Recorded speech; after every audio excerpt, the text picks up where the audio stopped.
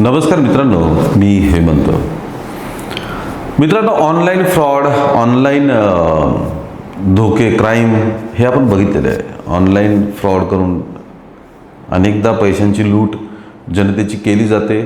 ती आपण बऱ्याचदा बघितलेली आहे, मोठ्या प्रमाणात होताना आपल्याला दिसून येते. पण हा आहे तर ऑनलाईन फ्रॉड, पण हा काही फसवून, म्हणजे तशा अर्थाने टेक्निकली फसवून, म्हणजे कुठलं तरी फाईल पाठवून त्यांचा ID पासवर्ड हॅक करायचा, हॅकिंग पद्धतीने हे केलेलं नाही. घटना आहे पुण्यातली. घटना आहे विश्वास संपादित करून दिलेल्या धोक्याची. एक उच्च शिक्षित इंजिनियर तरुणी, उच्च शिक्षित, चांगल्या सॅलरीवरती पुण्यात IT सेक्टरमध्ये मल्टीनॅशनल कंपनीत काम करते. मुलीचं वय साधारणपणे 25-26 वर्ष असेल आणि अतिशय उत्कृष्ट पद्धतीने तिचं करिअर चालू. लग्नाचं वय झालं. आता आपल्याला माहितीच आहे की मॅट्रिमोनी साईटवरती मोठ्या प्रमाणात आपल्या जीवनाचा जोडीदार शोधण्याची पद्धत आता सुरू आहे. मॅट्रिमोनियल साईटवरती या युवतीने आपला प्रोफाईल बनवला आणि योग्य जोडीदार शोधण्यास सुरुवात केली. योग्य जोडीदार शोधण्यास सुरुवात केल्यानंतर मग हळूहळू तिला रिस्पॉन्सेस मिळत गेले. वेगवेगळ्या दुसऱ्या युवकांकडनं आले. तिनेसुद्धा काही युवक जे तिला वाटले की यांना बोलून बघूया, त्यांना रिस्पॉन्स द्यायला सुरुवात केली. काही दिवसांनंतर तिला एका प्रोफाईलवरनं मेसेज आला. मेसेज होता रशियातील मॉस्कोमध्ये एका मोठ्या कंपनीत मोठ्या पदावर काम करणाऱ्या एका युवकाचा. या युवकाने तिला इंट्रोडक्शन दिलं स्वतःचं, कुठे काम करतो, काय काम करतो हे सर्व सांगितलं.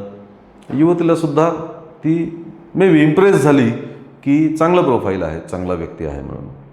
तिने सुद्धा प्रतिसाद द्यायला सुरुवात केली. प्रतिसाद दिल्यानंतर मग दोघांमध्ये माहितीची देवाणघेवाण, सुरुवातीचं इंट्रोडक्शन, ओळख वगैरे सगळं झालं आणि हळूहळू मग त्यांनी एकमेकांशी संवाद करायला सुरुवात केली.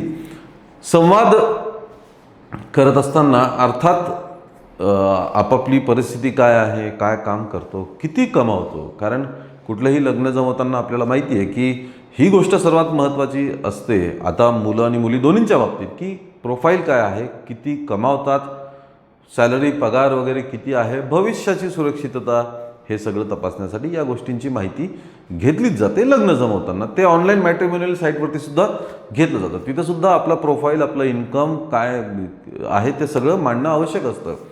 ते एकमेकांचं माहिती करून घेतल्यानंतर त्यांनी एका मैत्रीला सुरुवात केली की आपण बोलत राहू आणि बघू पुढे काय होतं.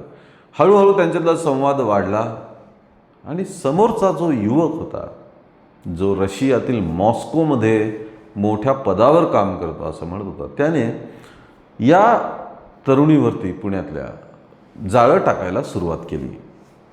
आधी चिकन्या चुपड्या गोष्टी करणं, इम्प्रेस करत राहणं सारखं सारखं, हे सगळं करायला त्याने सुरुवात केली. अर्थात लग्नाच्या वयात आलेली तरुणी जेव्हा तिला असं कोणी इम्प्रेस करतं, प्रेमाने बोलतं, लाडाने बोलतं, तिच्या मनाला चांगलं वाटेल अशा सगळ्या कृती करतं, तेव्हा अर्थात ती इम्प्रेस होते. कोणीही होईल, मुलंसुद्धा होतील.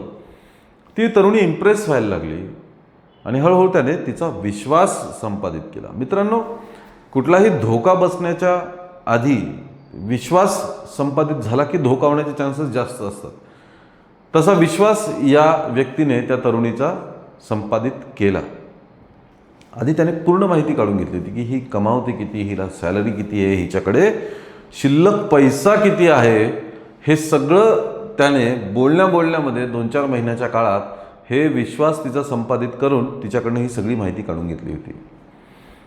हळूहळू त्याला जेव्हा कन्फर्म झालं की हिचा आता आपल्यावरती पूर्ण विश्वास आहे, कदाचित त्याने लग्नाचे प्रॉमिसेससुद्धा केले असतील, कदाचित आपण लग्न करूच असं सुद्धा फायनल केलं असणार आहे.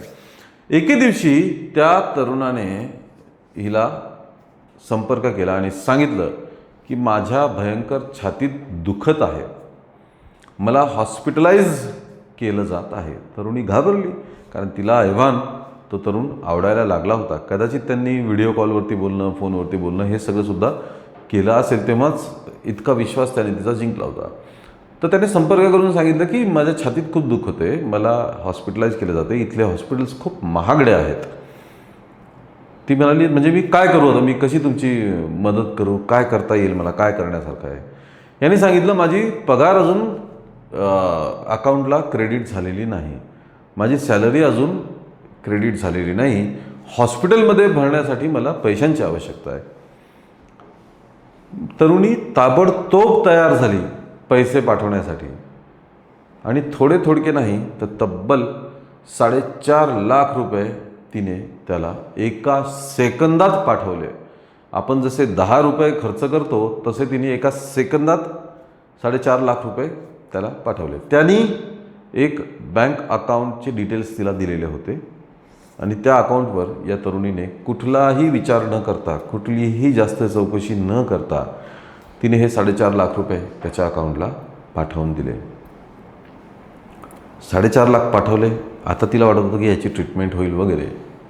जसेच ते पैसे ट्रान्सफर झाले तसा या व्यक्तीचा फोन बंद, कुठलाही संपर्क नाही. सुरुवातीला तिला वाटलं की ठीक आहे, अंडर ट्रीटमेंट आहे म्हणून फोन कदाचित बंद असेल, पण तेव्हा तिने वारंवार प्रयत्न केला त्याला संपर्क करण्याचा, त्याच्याकडनं कुठलाही प्रतिसाद आला नाही.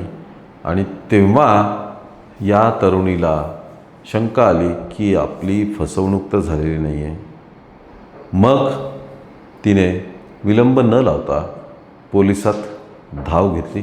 सर्व पद्धतीने प्रयत्न केले त्याच्याशी कॉन्टॅक्ट करण्याचा, पण त्याचा काही कॉन्टॅक्ट होईना. म्हणून मग तिने पोलिसांकडे तक्रार केली आणि आता पोलिसांकडनं डिजिटल पुरावे, तांत्रिक पुरावे, जे बँक अकाउंट दिलं होतं त्या बाबतीत सर्व पद्धतीने तपास करून तो फ्रॉड, तो फसवणूक करणारा, तो नेमका कुठला आहे, कुठे असतो, सध्या कुठे आहे, हे सर्व ट्रेस करण्याचं चालू आहे. मित्रांनो, ऑनलाईन कोणाच्या सांगण्यावरनं लाखो काय 1 रुपयासुद्धा कोणाला पाठवला गेला नाही पाहिजे. जेव्हापासून जोपर्यंत आपल्याला पूर्ण खात्री आहे की आपण कुठे पैसे पाठवतोय, तोपर्यंत ऑनलाईन पद्धतीने पैशांचे व्यवहार सोपे पण तितकेच जास्त रिस्की आहेत, ही गोष्ट लक्षात घ्या. जोपर्यंत बँकेच्या काउंटरवरती जाऊन पैशाचे व्यवहार होत होते तोपर्यंत बँकेतला पैसा कुठं जाणार नाही याची 100% खात्री होती. बँकेवर दरोडा पडला तरी तुमचा लॉस होत नाही, सरकार ते भरून देत असतं. पण बँकेच्या काउंटरवरती जितके व्यवहार सुरक्षित होते तितकेच जास्त तुमच्या ते मोबाईलवरती आल्यापासून ते तितकेच धोकादायक, रिस्की झालेले आहेत. ऑनलाईन फ्रॉड करणारे तऱ्हेच्या युक्त्या वापरतात. फक्त हॅक करूनच नाही, हॅक करून पैसे पळवणं ही एक गोष्ट, पण फोन करणं, मग तुमच्या पॉलिसीचे, तुमच्या ह्याची पॉलिसी होती, तुम्ही त्याचे नॉमिनी होता, ते पैसे तुम्हाला पाठवायचे, तुमचे हे द्या ते द्या असं करून सर्रास लूटमार, एक तांत्रिक पद्धतीने आणि एक आमिष दाखवून या पद्धतीने ही लूटमार चालू आहे. त्याचंच हे मोठं उदाहरण आपल्याला दिसून येतं आहे. तुम्हाला या बाबतीत काय वाटतं हे नक्कीच आम्हाला कळवा. या व्हिडिओला लाईक आणि शेअर करा आणि आमच्या चॅनलला ताबडतोब सबस्क्राईब करा. धन्यवाद.